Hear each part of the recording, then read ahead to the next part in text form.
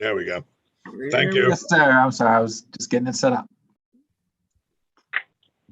All right. It's 10:34. I'm going to call the Strategic and Operational Planning Committee to order. We do have a quorum because we have at least two. We have no presentations, so I'm going to go right to you, Valerie, and let's go through the action items. All Seems right. like we just did this, but this is that weird time where we meet very late in October and very early in November, and there's like no crossover time whatsoever. Yes, sir. Yes, sir. Before we move to the proposed agenda items, I would like to update the committee that we had a call from the Housing Authority Executive Director on last Saturday evening. They had an emergency at Stillwell Towers and they needed to evacuate some of their residents. So she contacted me and we were able to assist them with transporting 8 of their residents to a hotel, the extended stay on Abercorn Street. Mm-hmm. And I just wanted to let you all know that it ran very smoothly. We are going to pick those residents up on tomorrow morning and return them back to Stillwell. Just wanted to make you aware of that. And we should have a press announcement about that. We will. Yeah. I spoke to Ms. Davis this morning as we have made arrangements to transport those residents back to Stillwell. Yeah, those are services very few people know we do. Yes, sir. And it's a nice pat on the back for everybody involved, especially on a Saturday night where there aren't a lot of people sitting home waiting to get a call out. That's true. I concur with everything you're saying there. We need to get that message out. Yes, good press is good press. And I know Eric's still on. He's probably already working on it. I'm sure he's working on something. Eric's already always on top of it. You always have a newsletter due out. And in addition to those proposed items, I believe members of the board received some information from Ms. Dumas about the Uber Technologies agreement. We want to add that to the agenda. We will, as well as the Public Transit Agency Safety Plan that was sent out after the agenda was sent out. I have not had a chance to read that, but I'm very interested in that. Okay. All right. Well, would you like the Director Stone to go right into those items, or since you have had a chance to review those already listed? Just whatever y'all want to do is fine. Yeah, Helen and I are both on the governance, so we'll get another chance to look at it. Right. Yes, sir. It would definitely be on the governance agenda next week. Yeah, we'll get time to look at it in more detail. Okay. Okay, so is there anything specific that you would like to go into detail with today? Why don't we just hit all the items and see where we get? Okay. Well, we'll I don't begin think with we all look at these things, but getting some back and forth is always a good way to progress. Okay, well, we'll begin with the with Ms. Roundtree with the comprehensive operational analysis and as well as the transit development plan. Good morning. Good morning. I'm so glad Dr. O'Halloran and Commissioner Stone, you're both very familiar with our need to update the TDP. We have decided to also combine that with the COA. It just seems like that's kind of the appropriate time to get the best bang for our buck by combining both of those plans. We have been recently informed, so it's kind of more urgent. We knew that it was urgent because it was outdated, but we have been informed that it is due by June of next year. So that has kind of increased our urgency to really focus on this and bring it before the board for consideration. Obviously, the TDP is something Dr. O'Halloran speaks about all the time, about the need for it. So he's really familiar with that. But this is just an opportunity to kind of really take a overview of our agency, to really kind of look at it and just some of the improvements that we would need to make, recommendations for improvement for the next few years, up to 5 years. And we've also asked them to kind of give us a 10-year overview. We know that, that's what we're going to request in the scope for a 5-year as well as kind of a long-term assessment of our organization so that we can plan for the future. So we're just bringing before the board the request to issue a TDP. It will be an aggressive timeline. We would hope that we can get it out by next month so that we can have and meet the deadline for June. Are we working with this through APTA at all?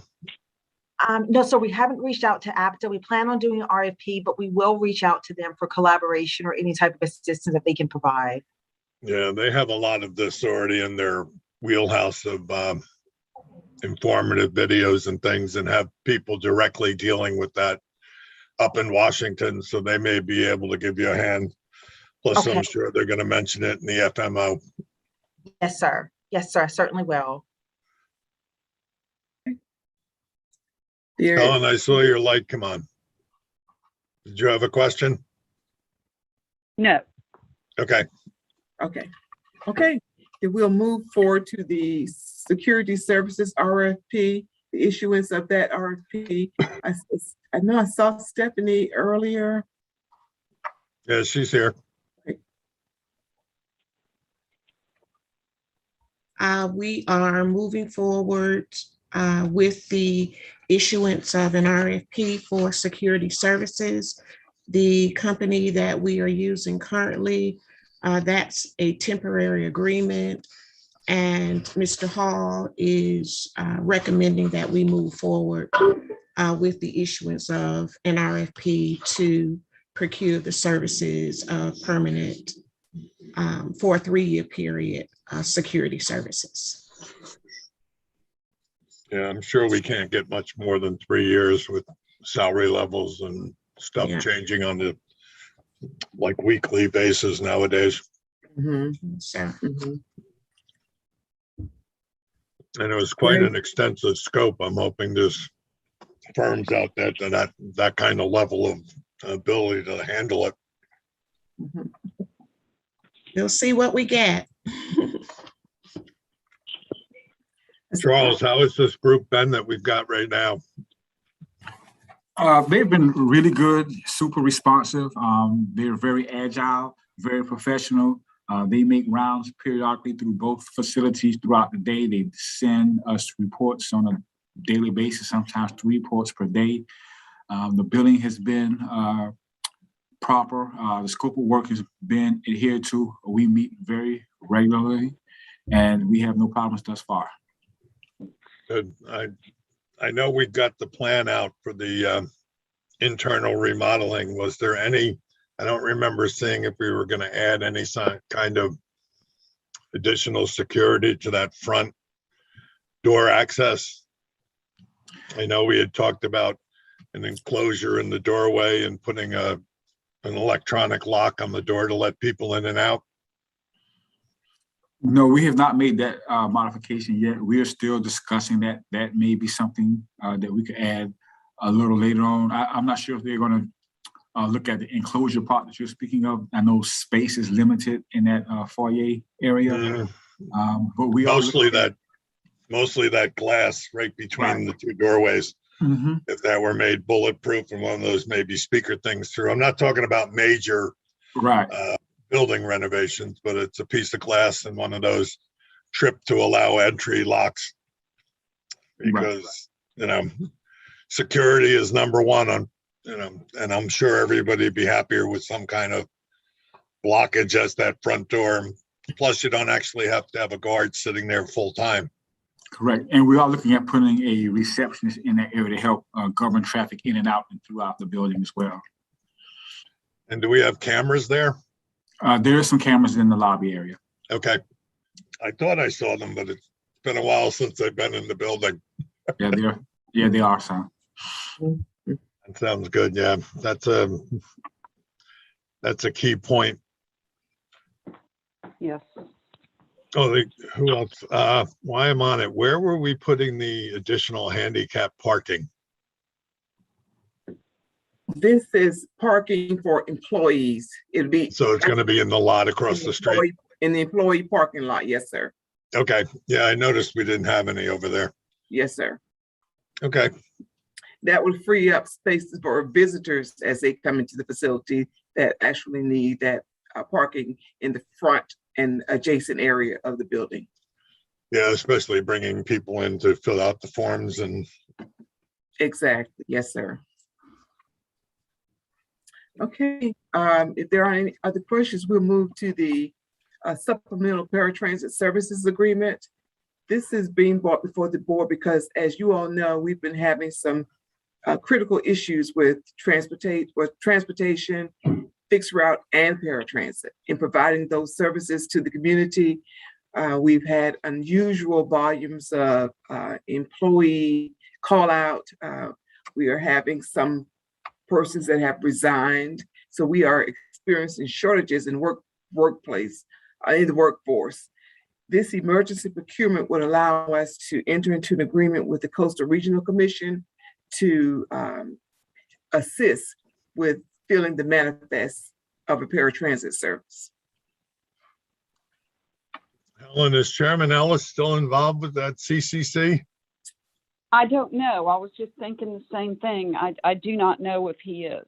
Yeah, I But- know he brought them in last time we had this problem when the cab company dumped us. Yeah, I can find out. We have a commission meeting on Friday. Oh, okay. Yeah, I imagine he still is, but it's not up on top of his priority list as much. Well, And this is I mean, it's not my first choice, unfortunately, after some of the chaos we had last time we went through this.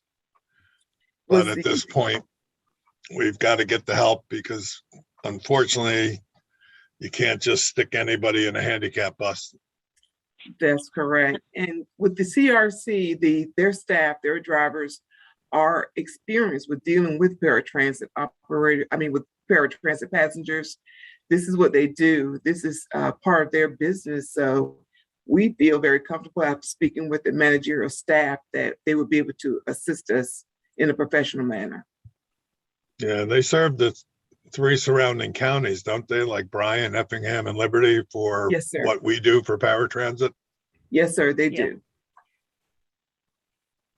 So we're feeling very comfortable with relying on them to assist us during this crisis. And how do their costs compare to our like 122 an hour? Well, they're proposing a cost of $30 an hour. Okay, that's a big savings, yeah.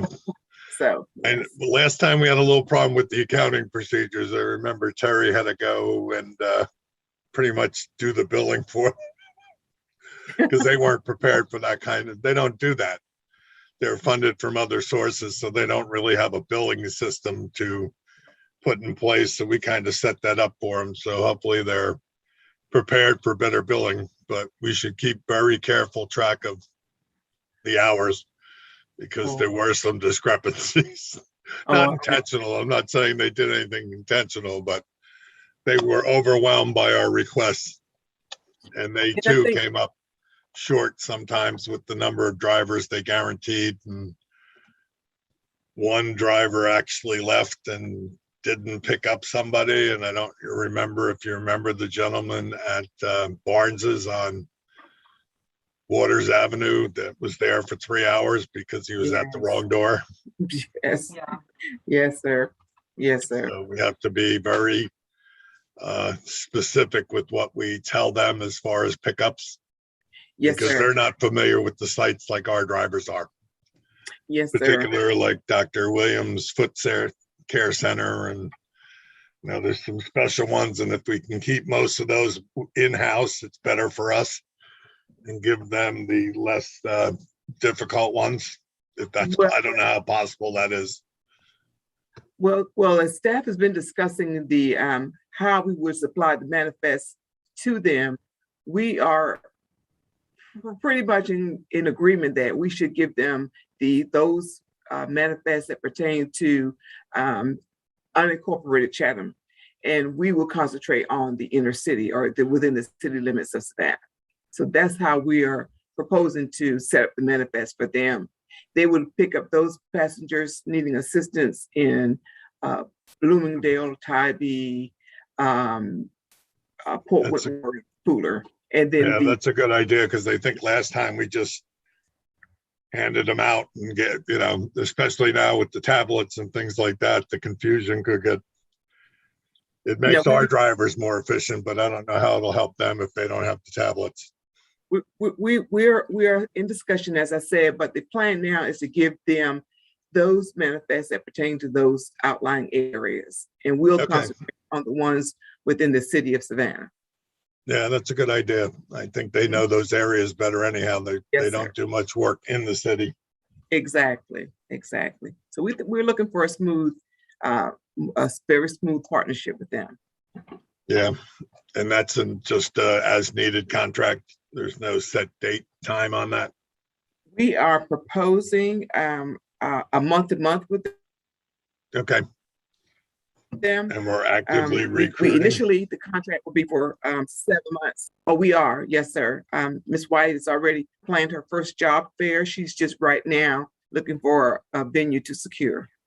Okay.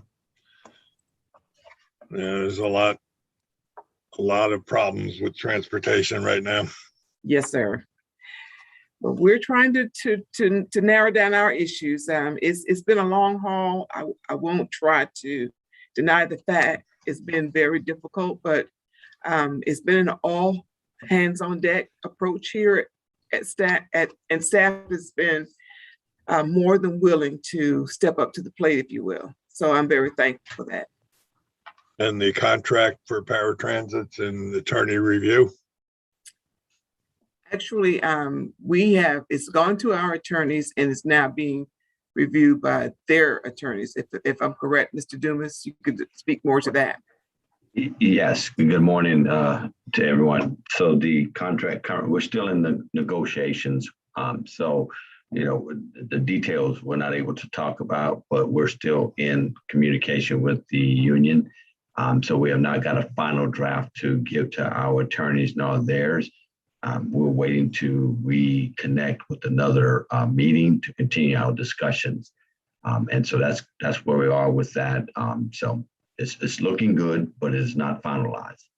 Okay, and when will that take effect? We're waiting on the union now to give us another date that they want to re-engage. It has been going like maybe every other week. Their contact person, VP, he's doing other contract negotiations. So we're doing meetings with him via Zoom. So we hope to schedule something again real soon. And is this a going forward or a retroactive contract? Well, that's part of the negotiation as well. So we have not committed either way. So, yeah. Okay. So, we can't discuss, but so much. No, I understand that. I wasn't sure where their last one ended. Well, it did end officially on the 19th of September. So we're still honoring the current contract as far as the language, but as far as negotiation, all that's still up and being discussed. So we've not determined anything when it comes to wages or retroactive to make anything final yet. Okay. And yeah, we're only a couple of weeks past that termination, and that's not uncommon to go past the deadlines. No. Right. All right. Well, at least we're getting closer. Okay. Next we'll move forward to the Community Surplus Vehicle Award. Ms. Roundtree, I was very pleased. I think you will be as well with the number of applicants we received. And Ms. Roundtree, if you would expound a little bit on that. Yes, Ms. Ragland. We are very thrilled that for this first or inaugural vehicle surplus program, we have received, I believe it was 16 wonderful applications.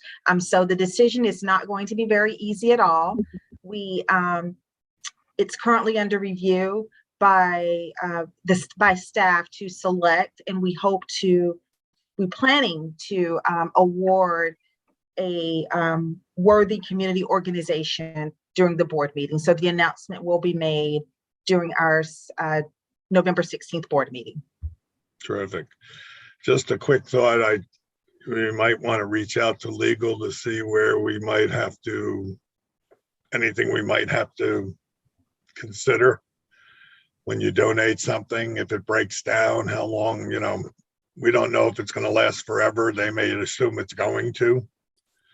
So I would just check with Andrew and Ty and see if there's anything we should maybe discuss with that as far as giving it away.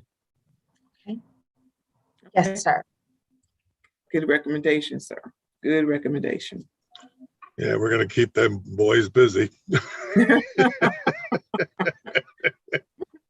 Definitely so, but as Ms. Roundtree Yeah. said, the organizations that submitted applications were all worthy. I'll just say they're all worthy. Their applications were very specific, concise to their needs, and it's going to be a tough decision to make one choice. It's going to be tough. They're all Well, worthy. the good news is we'll probably be doing this in the future as well, because vehicles expire almost every year with CAT. Mm-hmm. So it's a good community program, and we should make sure that gets out in the press as well. All right. We did have a article that Eric placed out there when the board approved the donation policy. So we will follow up on that. Yeah, it never hurts. Okay. Okay. So as I said, there were two items that were not initially included in the agenda, but they were sent to each member of the board. And one is the Uber Technologies agreement. And this is an agreement that's being presented to the board to partner with Uber in reference to the need to modify service. For instance, if two specific routes are being identified to be suspended at this time, if those persons were able to have some type of on-demand service such as Uber to supplement their travels throughout the county, or that would be something that would be available to them. Right now, the cost of providing that service to those people or in that area or those areas, we feel that the cost of the Uber would more than supplement that, would more than cover that, not supplement, would more than cover the cost of providing the service to them. So we just want them to have some other option. If service were suspended, what other options would be available to them? And it would be on an as-need basis.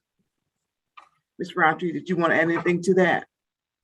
Yes, ma'am. It will be 3 phases that we're proposing for the Uber. As Ms. Bell said, one of the phases is for the supplement of our route reductions that we are proposing. Also for supplemental paratransit service, and that will take care of, as an addition to CRC, some of our inner city supplement service or some of our needs with ambulatory customers. Uber in Savannah is not set up for the wheelchairs or wave provider, so we will be using CRCT heavily for that. But for our ambulatory, we can get some additional assistance on an as-needed basis with Uber. And then the last phase is also for our nighttime service. As you know, that we still have service reductions. We have not restored service to 100%. So for some of our challenges that we're having in the evening and early morning, particularly for our late night employees or our third shift workers, just to be able to make sure that we're not presenting any challenges for them, that they can still get to work and from work. So that's what we are proposing for Uber to supplement.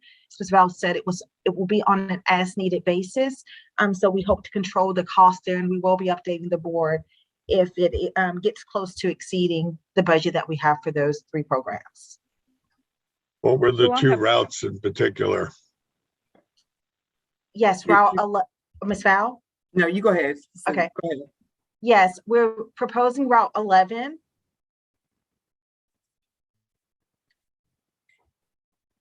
And that's the Silk Hope That's the 11 Getaway Island one. 11 Candler 11 Candler, Okay. and 20. 20 Coffee Bluff. Yes. Yeah, those have become, what were we up to, almost $100 a passenger on the Coffee Bluff. Yes, sir. And it's very minimal customers that we're serving on those two routes. They do not operate on the weekend, so it's only Monday through Friday. I see Tabitha has a hand up. Well, I have a question too. Yeah. Go ahead, Helen. Helen or Tabitha? Well, Who's I supposed to be saw talking? Helen's light flashing on. Let's do Helen first and you, Tab.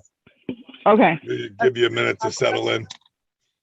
My question with the Uber, would this be the beginning possibly of us talking a little more about the concept of first mile, last mile, or is this something totally separate? Absolutely. Absolutely, Commissioner Stone. We are looking at that, and this is kind of just a great opportunity to kind of pilot it and see how it works. We're also in discussions with Lyft. We're not ready to bring that before the board yet, but we are looking at some of these alternative transportation options so that we can make sure that we're addressing the needs of our customers. So it absolutely is. Yeah, and Okay, thank you. It's a nice little pilot program, like you said, to test it out and Yes, test the sir. waters. Go ahead, Ms. Okay. Odell. Have we spoken to our insurance company to find out what our liability is if one of these drivers goes crazy and does something? We have not spoken with the insurance yet, Commissioner Odell. We have spoken with our attorneys. They are finalizing some of the reviews. I see Mr. Hall. He does have some information on the insurance aspect of it. Yes, I did reach out to the insurance company. They're supposed to be providing me with some additional information. So far, it seems as long as whoever we contract with are operating their vehicles, we should be okay. The problem they're going to run into with the underwriters is if we ever move to a place where their drivers are operating our vehicles, but they're supposed to be sending me some additional information on both scenarios. But what's the liability if a driver rapes somebody or kills somebody or kidnaps somebody? That's the Has part that been addressed? Right, that's the part they're looking at researching for that aspect. But once she reaches back out to me, I'll have her confirm that part. All right, thank you. All right, you're welcome. And as Ms. Roundtree has said, and Mr. Hall as well, that legal is, we sent them some preliminary contracts. They're still delving into it. But as it stands right now, as long as they're not operating our vehicles, then they would carry the liability. But as legal is still reviewing it, and the insurance company as well, they're still reviewing it. Yeah, we just have to make sure they are insured before we, I'm not that familiar with their background. I've heard all the protesting over the years past, but yeah, we got to be very specific with that contract. Yes, sir. Yes, sir. Yes, our attorneys have been in contact. It's been going for some months, but just making sure that everything regarding the contract is in our favor, that we're protected. We do have another final meeting on Thursday. So we hope that everything else that needs to be addressed, that we will be able to move forward and have that presented to the board. But we will address your questions, Director Odell, just to make sure that everything for the insurance is covered. And has that got any connection to the downtowner service that we're going to be instituting or working with? No, Is that all sir, going to be tied into one program? No, it's a little bit different. There's a different contractor. We will be issuing an RFP for that. So it is not affiliated with this Uber service. It's Uber pilot service. Okay. Yes, sir. Have we had any luck with the ambulatory patients using fixed route service? Is that still actively being pursued? No, sir. That was primarily centered around the travel training program. And since COVID has invaded our lives, we've not been conducting any travel training. So we still encourage them to use fixed route, and some of us do. You'd be surprised, some of our ambulatory clients do use the fixed route, but we have not been able to transfer, if you will, those who are currently using. No, sir. Yeah, I know Dr. Lewis used the Water Street with his, he's blind and has Yes. a dog with him. Mhm. He was on the ADA committee for a while. I'm not sure if he still is coming to those, but he used the service. He actually waited at bus stops. What was I remember other him question? well. I Yeah, remember him very nice man. well. The Yes, dog was, it's amazing how those service dogs are. yes. What was my other question? Oop, I lost that one. Okay. Well, are there any other questions? Is Director Odell, is your hands raised for another question?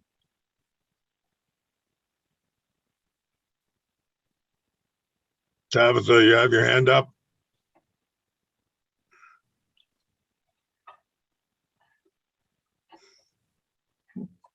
Maybe not, maybe, nope, it went off. Okay, okay. Okay, and the final item today is the Public Transit Agency Safety Plan. Of course, this is something that has been revised and is being submitted to the board for final approval. So it's been on the agenda several times. The board is familiar with it. I think Mr. Hall has just made some minor revisions and is now presenting his final for approval. Yeah, that was the 60-page document. Yes. Yeah, I remember reading through it. It's cool. I remember the initial reading through OSHA when they mandated it in all the dental offices, and the manual was like 4 inches thick, and it was all technical jargon on every industry possible, including dental. Mhm. I remember my other question. What's happening with the senior circulator?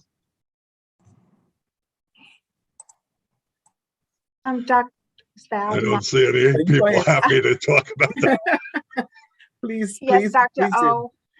We have been in communication with the city. They did want to just kind of brief the city manager on some of our ongoing or past projects so that we know how to proceed. I did reach out to them on yesterday and just waiting for an update today if they have had a chance to speak with the city manager so that we will know. So hopefully we will have an update prior to the next board meeting so that we can send to Ms. Val to share with our directors.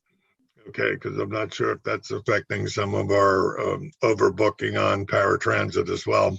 It certainly It is. is, it is, it is, because now that those people, but they formerly had access to the senior circulator to do the grocery shopping and things like that, now they have to schedule trips through the paratransit service. So yes, it is affecting that.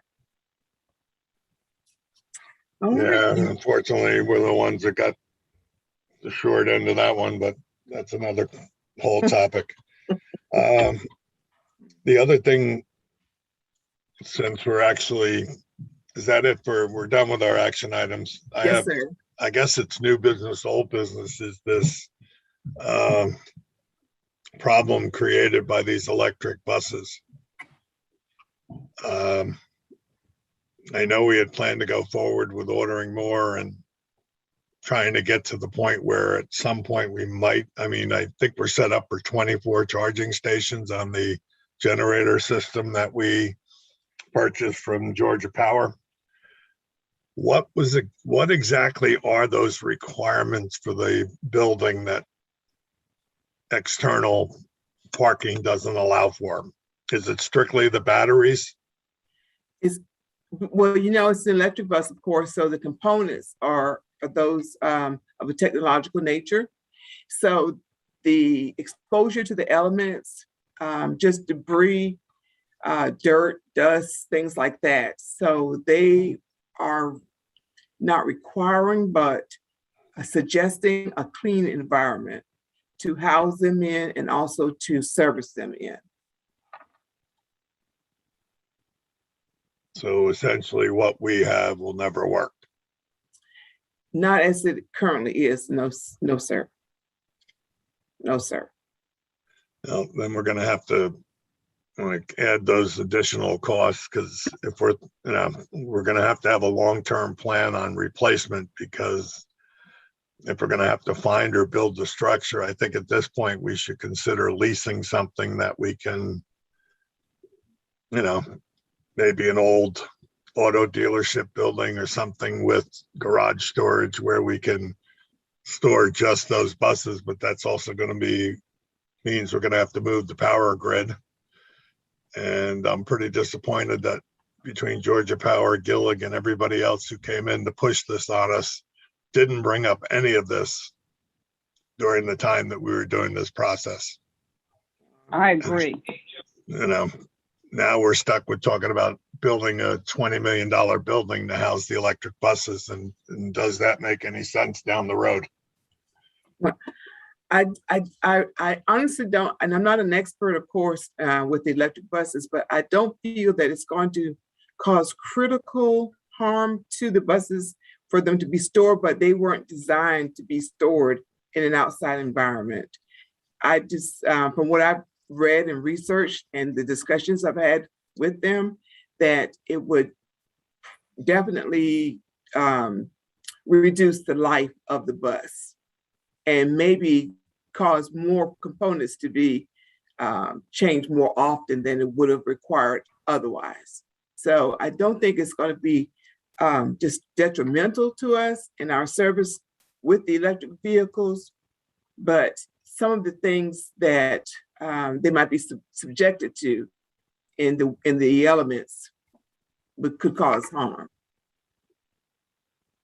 Because it's in effect, it's an electric bus, so the components are electric or electronic. Is it a temperature problem or is it just dirt and dust? It's mostly dirt and debris. Mostly that's the concern. And that's not, I'm thinking if it's not a temperature problem, that some kind of cover could be put on the vehicles and maybe isolate a maintenance bay somehow to do just the electric buses in, or even a carport kind of situation that could be enclosed as a temporary. I don't want to go out and spend millions of dollars on a building or even lease a building. I think if we can satisfy the paratransit problem first, which I think is a bigger problem in the long run, because if we have 42 drivers, we don't have enough parking spaces for every driver on paratransit. That's true. But just an idea, Dr. O, and we're definitely looking at that and consult with Gillig and see if that might be a short-term solution, just to maybe provide us some covering for those vehicles. But in the Bay areas of the shop itself, there is not room for anything like that. No, I'm wondering if we tented the whole area where the electrics are, if the maintenance couldn't be done in that area itself. I don't know. I imagine the maintenance is different. I don't know the exact maintenance on these electric vehicles. But I'm sure temperature damages them. That's one thing that we know for sure, how many batteries go dead in the winter. Yes. It's not something that's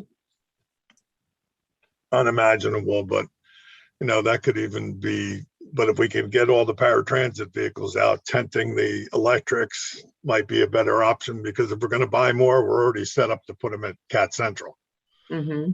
All the charging stations are there. Otherwise, we're going to have to move the generator station. They're going to have to move the transformer that we put in to supply our generator station. That's true. That's true. So there's a lot of contingency costs that were never, never even mentioned by the FTA, as far as I know. Because the FTA should have told us when we were purchasing these with their money that, oh, by the way, you need to do this as well. So that whole system has been, missed at every angle. I'm not blaming it on CAT, because no one else apparently knew about any of this in the past either. It's not like we did this last week. It's been three and a half years in the making. So yes. This is like you said, this is all new technology, but in the planning and the implementation for the purchases and everything, there should have been some conversation, I would think. But as we discover more, of course, we'll share that information with the board as we continue to do our research for implementing them and putting them on the streets. Yeah, because if our ultimate goal with CAT is to expand. That building is not gonna expand with us. No, sir. It may be theoretically have to move the electric and power transit out of there and leave that for just the standard service and the administrative part of the operation. And if we free up some parking, that wouldn't hurt. We'll definitely be looking into that, Dr. Earl. I like your suggestions or your recommendations, and we'll do some research on that, see how, if we can even apply those. Yeah, because how long, can we implement the electric buses before we do that, or is it going to have to wait and see what we can protect them with before we can even put them on the road? Like I said, I don't think it's something that's going to be detrimental to the service. But I do think that we have to, as we are, be aware of some of the implications that might be caused by housing them in the environment.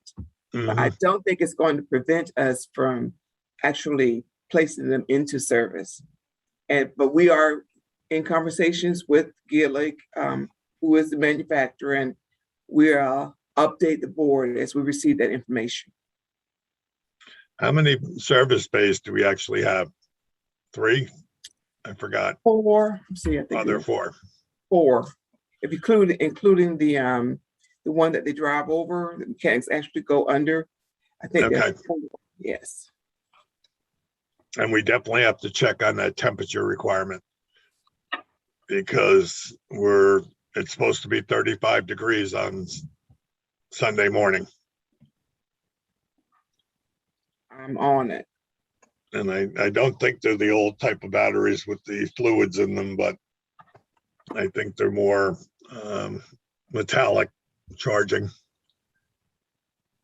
All right, well, that one, when are we, so we're not rolling them out right now? Are we waiting on that? What's our plan?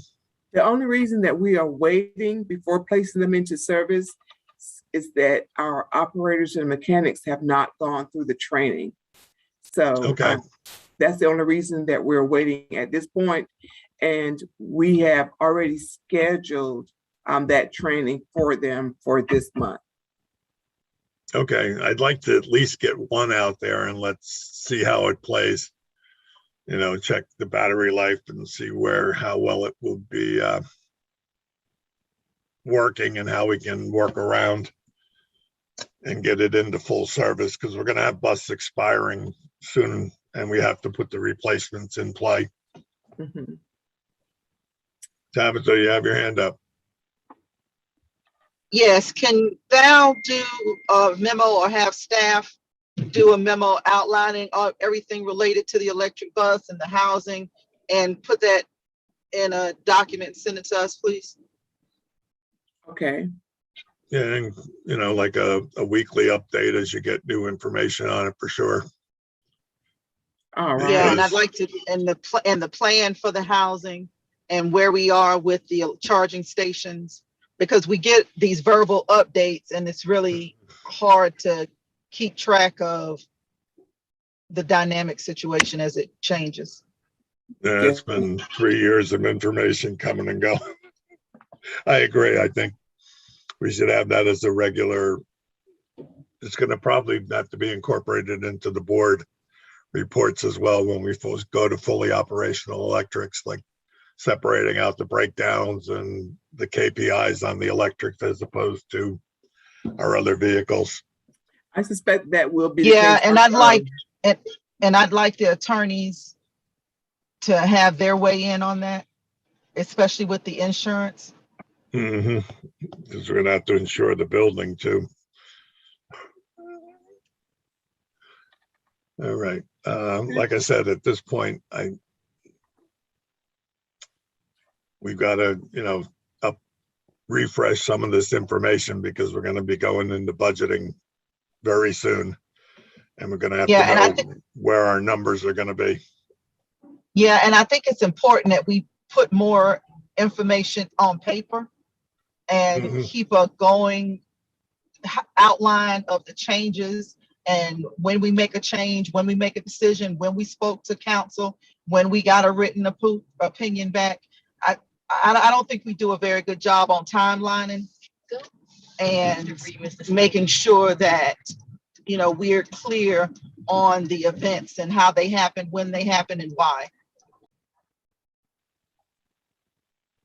Yeah, that could be incorporated into the that request form that we're using for action items. The Maybe submission add in like forms. attorney review and last updates to refresh it, because I know it goes out, it's going to be 60 to 90 days on some of these RFPs. By the time we get them back, we've already forgotten what we asked for. I know Yeah, I you think guys it's have important. all the paperwork, but you know, we don't see a lot of it. Not that, you know. Okay. All right, we'll work on that. Staff will work on that. Yeah, the Zoom has definitely made communications horrible. I mean, we're doing the best we can. There's no one to blame. The situation is the situation. But we have board members that have,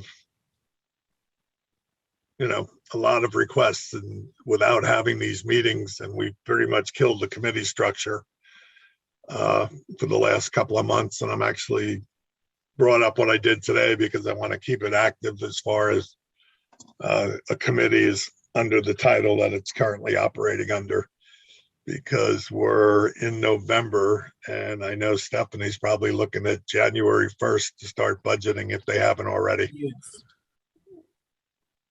And we got to be upfront and be able to, you know, communicate that possible needs to the county down the road. And just a note for next meetings, anybody else have anything else before I move us to the end?